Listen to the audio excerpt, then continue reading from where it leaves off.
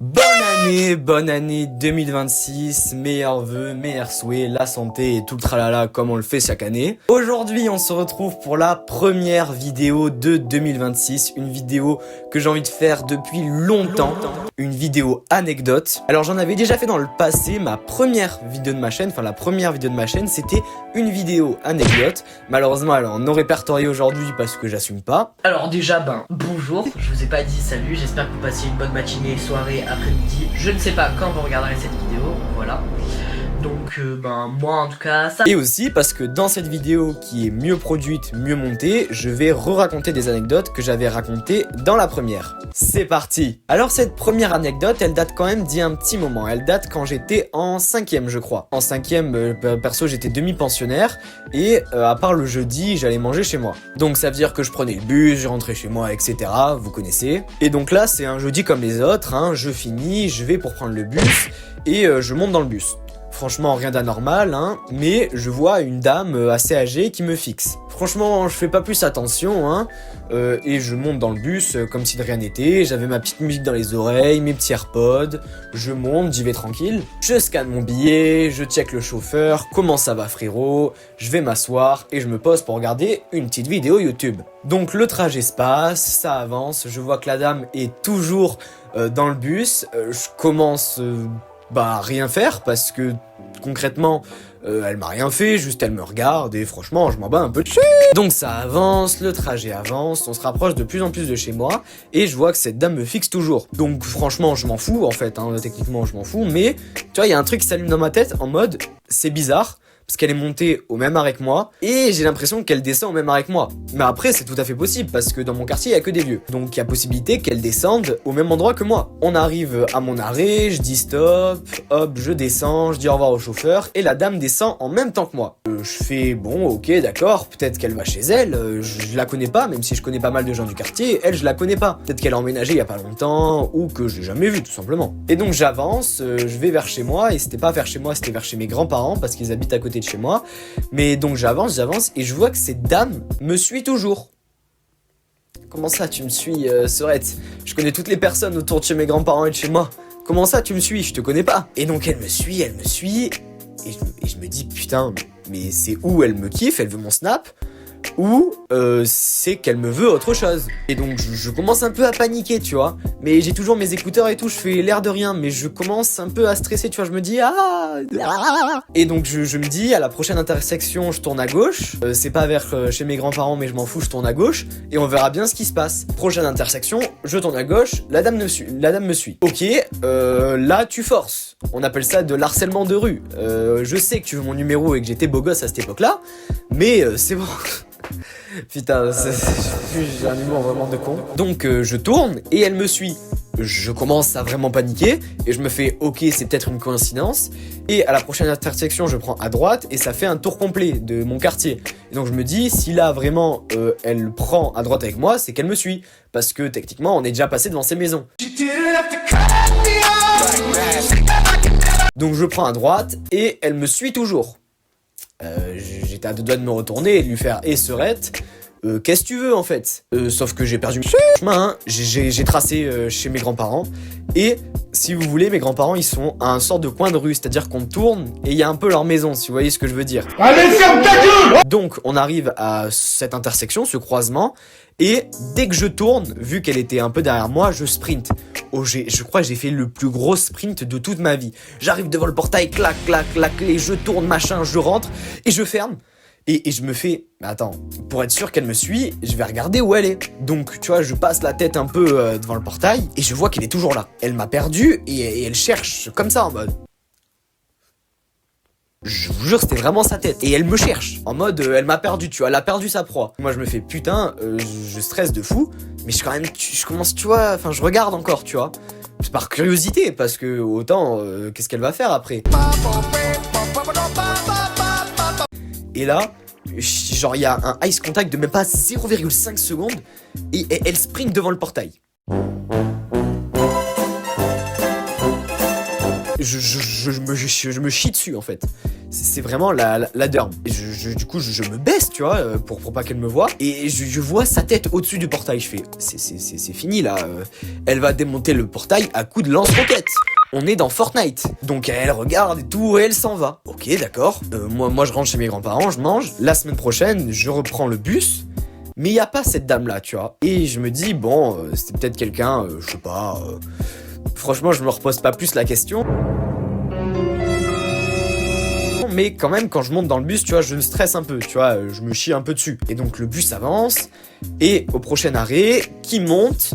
La dame. Oh shit, here we go again. Là, je panique. Vous pouvez pas savoir à quel point je panique, je panique. Et je me dis, il faut pas que je redescende au même arrêt, je vais descendre un arrêt avant. J'ai fait la technique de Mascu. Le trajet se passe, on se rapproche de plus en plus de chez moi et je me rends compte que la personne en question est toujours dans la navette. Donc je me dis, c'est bizarre. Et je commence à stresser. Je me dis, si ça se trouve, c'est une personne trop bizarre et tout qui est en train de me suivre. Du coup, ce que je fais, c'est que je descends plus tôt. En fait, je descends un arrêt avant chez moi. Le bus avance, j'attends un arrêt avant. Et je descends, et qui descend au même arrêt que moi, la grand-mère. Là, je me fais, c'est bon, là, c'est chaud, je suis mort en fait. Je sais pas, elle me veut du mal, elle me veut un truc, parce que là, c'est vraiment compliqué. Et donc, vraiment, je sprint, je m'en bats les couilles de elle est derrière, je sprint et je la regarde, tu vois, un peu en mode, qu'est-ce qu'elle fait? Est-ce qu'elle va me courser? Est-ce que y a un scooter qui va arriver? Je sais pas, tu vois, je m'imagine plein de scénarios dans ce genre de situation. Le cerveau, il imagine plein de trucs. Il se dit, autant, elle va arriver en T-Max, je sais pas, tu vois. Et donc, je sprint, j'arrive chez mes grands-parents et je m'enferme ma clé et je me dis, c'est bon, genre, tu vois, je déstresse, hein. Dans ce genre de situation, quand le stress est fini, c'est vraiment le moment où tu souffles en fait. Et donc je n'ai plus repris le bus pendant 2 semaines. Et quand j'ai repris de nouveau le bus, elle n'était plus là. Et je n'ai plus jamais eu de nouvelles de cette dame. Je l'ai plus jamais revue dans notre quartier.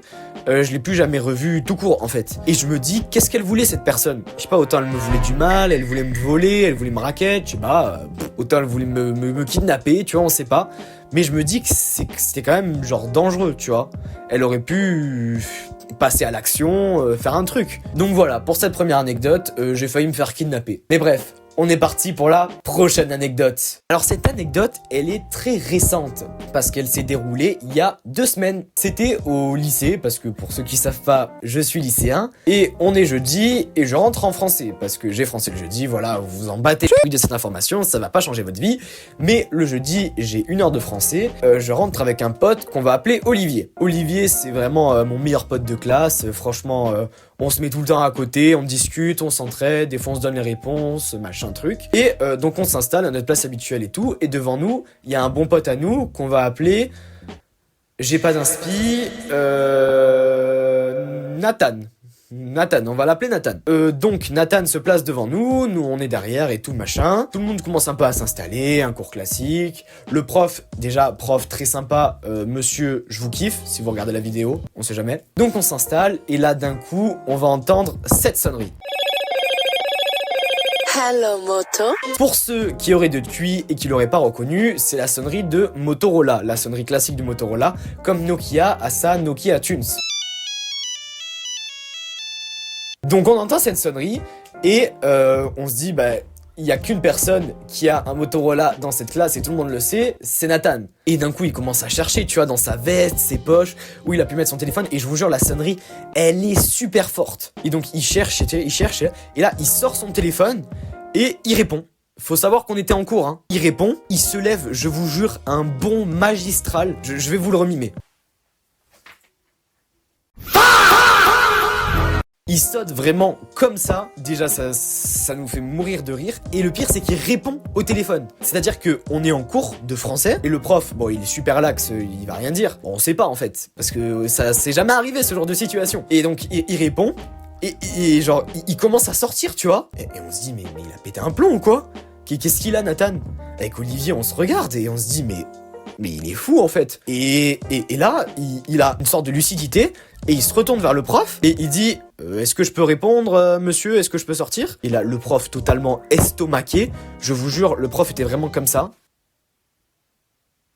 Est-ce que le monde il est à l'envers ou c'est moi qui est à l'envers? Regarde dans le vide et totalement choqué en fait de ce qui vient de se passer. Et nous aussi en fait on est choqués mais en même temps on rigole parce que c'est vraiment une situation qui arrivera 2 fois dans une vie. Et donc le prof dit ça. Oui, vas-y. Et donc il sort et il répond, tu vois. Et alors là, pendant qu'il est dehors, le prof il est en mode c'est la première fois en 15 ans de carrière que ça m'est arrivé.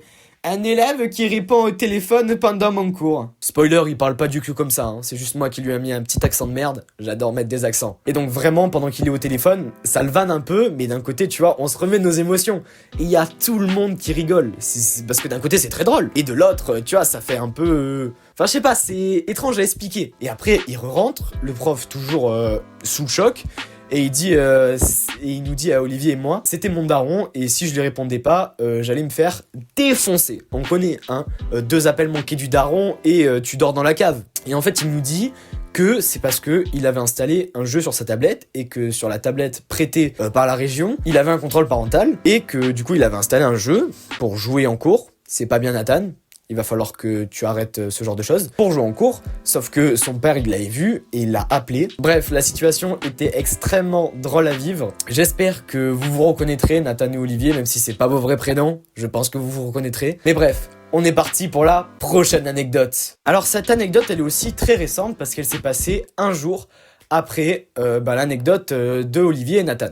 On était en cours d'anglais et il faut savoir qu'il y a un pote, on va lui donner un autre prénom, on va l'appeler Jérémy comme dans Code Lyoko. Et donc Jérémy, faut savoir que il a des difficultés en cours, tu vois. Il a quelques difficultés scolaires et tout, mais franchement c'est pas le plus important. Et du coup, il fait autre chose de sa vie, dont jouer aux jeux vidéo. Et en ce moment, il roule sur une énorme hype, c'est Stylo Brainrot. Alors pour ceux qui ne connaissent pas, même si j'en doute, et moi je ne veux pas connaître, et j'ai dû me renseigner pour cette vidéo, et j'espère que je me suis mal renseigné, c'est un jeu sur Roblox, une plateforme de jeu, où on doit collecter et voler d'autres Brainrots à des gens. Oui, le jeu pue la merde, on est d'accord. Alors pour ceux qui savent pas ce que c'est les Brainrots...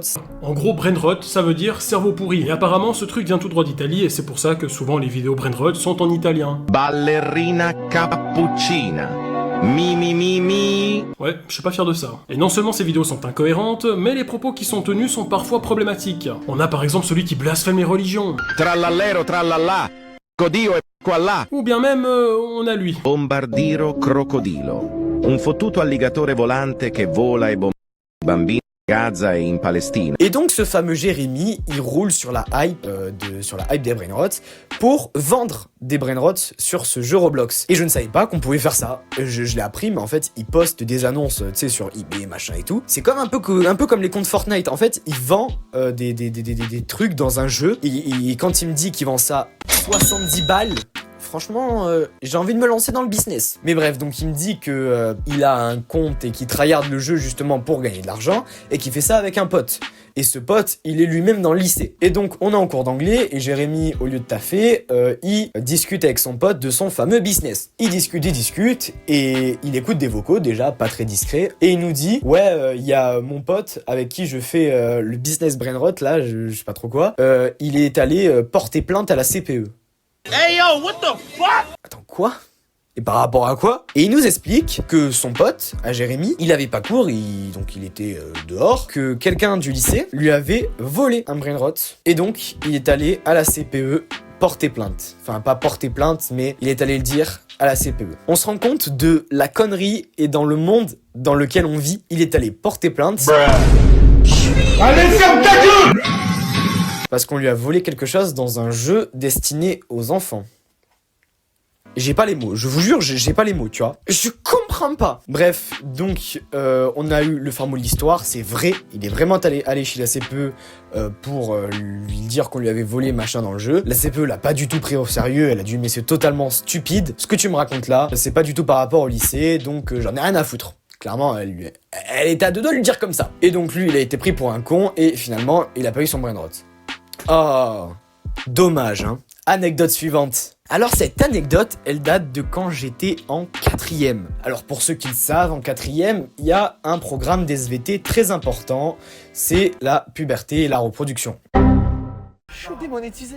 Voilà, pour ceux qui sont pas en quatrième, je vais pas vous spoil. Je suis en quatrième et on va commencer ce chapitre. Et donc t'as mon prof aussi vieux que le monde qui nous dit « Bon les enfants, on va commencer le chapitre sur la puberté et la reproduction. » Oh, j'ai mis un accent allemand au prof, ça n'a aucun sens. Donc il nous dit qu'on va commencer ce chapitre et qu'on est go pour, attaquer le vif du sujet quoi. La vraie science et vie de la Terre. Tu lâches pas le steak. Un champ lexical de haut de gamme. Et il nous dit, cache, vraiment les yeux dans les yeux. On va commencer ce chapitre et on va faire des travaux pratiques, hein. Ah, il y a des travaux pratiques pendant la reproduction et la puberté. Ya. Énorme blanc. Vous vous en doutez. Il nous dit clairement, cache, qu'on va faire des travaux pratiques pendant les chapitres sur la reproduction. Et il donne pas plus de détails. Après, il passe à autre chose, tu vois. Et vraiment, on est tous en mode, qu'est-ce qu'il nous a dit là? Et donc, déjà, il y a beaucoup de monde qui rigole, dont moi. Mais il y en a quand même qui sont un peu choqués, tu vois. Et il dit pas que c'est une blague, tu vois. Il dit rien. Le cours avance et tout. Et tout le monde repense à ce qu'il a dit au début. Et il nous laisse en suspense pendant une semaine, parce qu'on a qu'un cours d'SVT par semaine, et c'est du coup la semaine prochaine qui nous dit « Ah, ne vous inquiétez pas, ce que j'ai dit la semaine dernière, c'était une blague. Nous allons pas faire de travaux pratiques. » Ouf, encore heureux. Donc finalement, il n'y a rien eu, et c'était juste une petite vanne d'un prof beauf. Et donc voilà, 4 petites anecdotes sur ma vie. J'espère que vous avez kiffé. Alors évidemment, j'ai essayé de les adapter. C'est vraiment ce qui s'est passé. Je vous jure qu'il n'y a rien du tout de faux, à part évidemment les prénoms et les accents du prof. Ça, c'est moi qui les ai rajoutés pour l'humour. Mais bref, si vous avez kiffé, n'hésitez pas à liker, à commenter et à vous abonner et aller voir les autres vidéos que j'ai fait. Là, on est en 2026. Les nouvelles résolutions, c'est faire environ une vidéo par mois. Donc là, c'est celle du mois de janvier, même si je crois qu'elle va sortir début février. Et nous, on se retrouve pour la vidéo du mois prochain. Allez, tchuss!